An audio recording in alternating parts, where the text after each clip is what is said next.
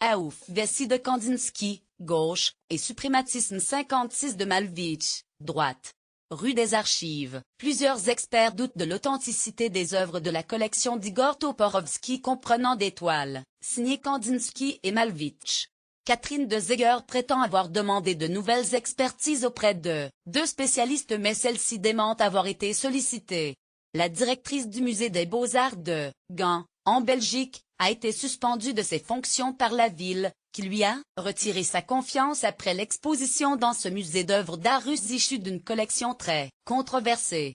Cette suspension temporaire de Catherine de Zegher, votée mercredi soir par le Collège des échevins adjoints, et rapportée par la presse belge, a été confirmée jeudi à l'AFP par le cabinet d'Anne Listorm, échevine à la culture. C'est le dernier rebondissement en date dans ce qui est devenu en Belgique l'affaire Igor Toporovski, du nom d'un collectionneur belgo-russe spécialisé dans l'avant-garde russe, mais qui est controversé dans le milieu de l'article lire aussi. Moins toile inédite ou faux? Une exposition de l'avant-garde russe agite le milieu de l'art. À mi-janvier, un groupe d'historiens de l'art avait mis en cause l'origine hautement douteuse de 26 œuvres issues de sa collection, signées Malevich, Kandinsky ou Goncharova, intégrées depuis quelques mois au fond du musée des Beaux-Arts, MESK, de Gand. Particulièrement exposées à la contrefaçon, leurs lettres ouvertes, relayées par plusieurs médias, avaient eu de l'écho jusqu'en Russie. Des responsables de grands musées du pays, interrogés par l'AFP à Moscou, ont jugé le MESK très imprudent d'avoir accepté d'exposer des tableaux pour certains clairement faux.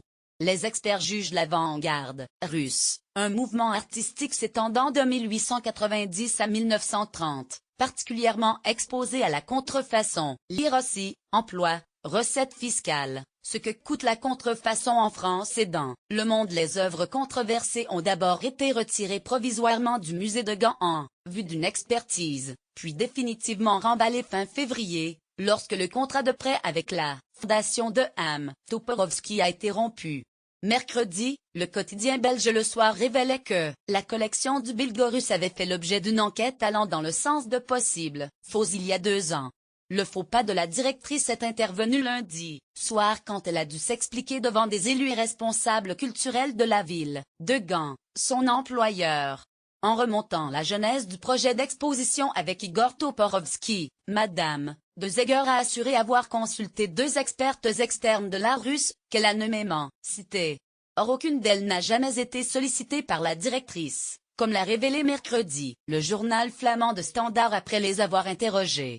Nous n'avons pas confiance en Madame de Zegher, en a conclu mercredi soir Anne Listorm, au moment de mettre au vote la décision d'écarter celle qui dirigeait depuis 4 ans le MESK, Museum Vorschon et Kunstan, de Gand, musée parmi les plus réputés de Belgique.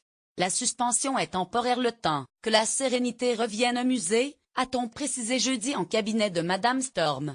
Madame de Zegher reste toutefois employée de la ville,